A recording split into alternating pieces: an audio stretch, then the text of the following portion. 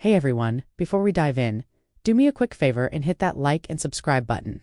I promise, the story we have for you tomorrow is absolutely insane and you will not want to miss it. Now, let's get into today's story.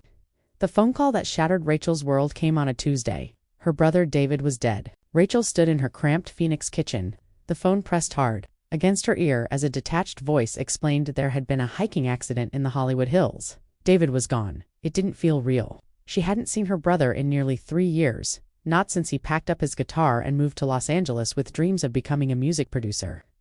Their once close bond had frayed over time, strained by distance, and a painful argument about money 2 years prior.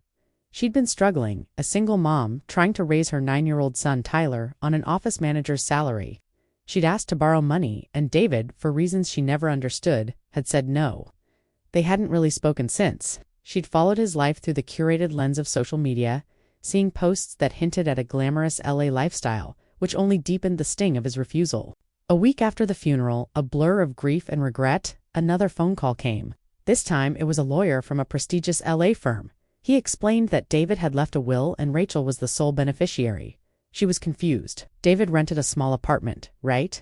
Maybe he had some recording equipment, a few thousand in the bank? The lawyer cleared his throat and gave her an address in the Hollywood Hills, along with instructions on where to pick up a set of keys. Curiosity gnawing at her, Rachel typed the address into her computer. The image that loaded on her screen made her gasp. It wasn't a small apartment. It was a sprawling, multi-million-dollar modern mansion of glass and steel, perched on a cliff with breathtaking views of the entire city. How? How could the brother who refused her alone have afforded this, and why? In 3 years, had he never once mentioned it? The drive from Phoenix to Los Angeles was surreal. Rachel, Tyler, and all their worldly possessions were crammed into a beat-up U-Haul. A stark contrast to the world they were about to enter. As they pulled up to a massive steel gate and it silently slid open, Tyler's eyes went wide. "Mom, is this really ours now?" he whispered, his face pressed against the window. The house was an architectural marvel with floor-to-ceiling windows that seemed to erase the boundary between inside and the glittering expanse of Los Angeles below. An infinity pool stretched out towards the horizon. Rachel felt a crushing wave of guilt. Her brother had lived in this palace while she struggled to pay rent, while they'd spent their last real conversation arguing over a few $100s. The inside was just as overwhelming. It was immaculate, sleek, and felt more like a modern art museum than a home. There was a home theater, a gourmet kitchen, and, at the back of the house, a professional-grade recording studio with gold records hanging on the wall.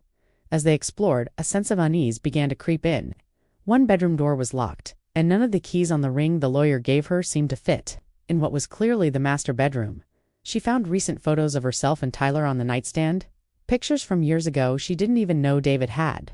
In the kitchen, a calendar hung on the wall, and circled in red ink was Tyler's birthday. A sticky note on the fridge simply said, "For Rachel," with an arrow pointing to a drawer. Her hands trembled as she pulled it open. Inside was a thick file folder. She couldn't bring herself to open it. Not yet. That first night, she and Tyler ate pizza on the polished concrete floor of the enormous living room. After he fell asleep, Rachel sat in the dark, looking out at the city lights, and cried.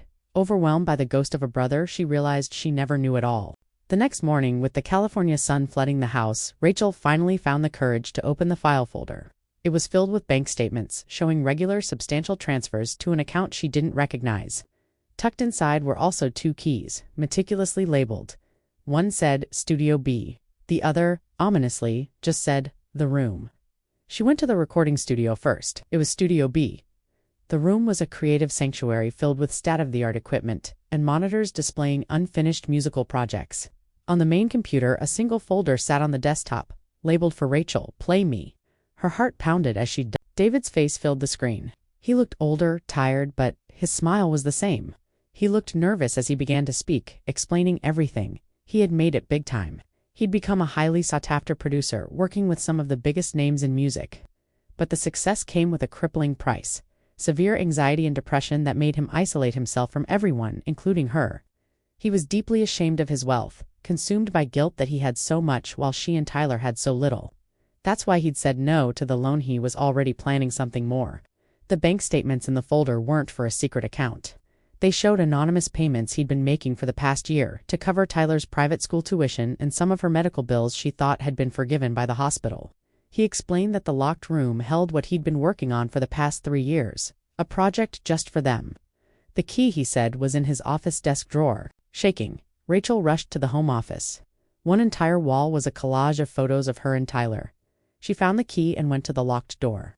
It swung open to reveal not a storage room but a child's paradise. It was a bedroom, fully furnished and decorated for Tyler. There was a top-of-the-line gaming setup, an art station with every supply imaginable, and shelves overflowing with books. The walls were covered with notes and sketches. David had been meticulously designing this space, preparing to bring them to Los Angeles to live with him. On a large table, architectural drawings were spread out, showing plans to convert the guest house into a private, separate home for them. A letter sat on the bed. In it, David confessed that his anxiety kept making him delay the conversation. He wanted everything to be perfect before he surprised them. He was planning to finally call her the week after his hiking trip. Back in the studio, the video continued. David explained that the house, a trust fund for Tyler's college, and all his assets were now hers. He apologized for the silence, for the distance. "I wanted everything to be perfect before I brought you here," he said, his voice cracking. "I was just trying to build something worthy of you."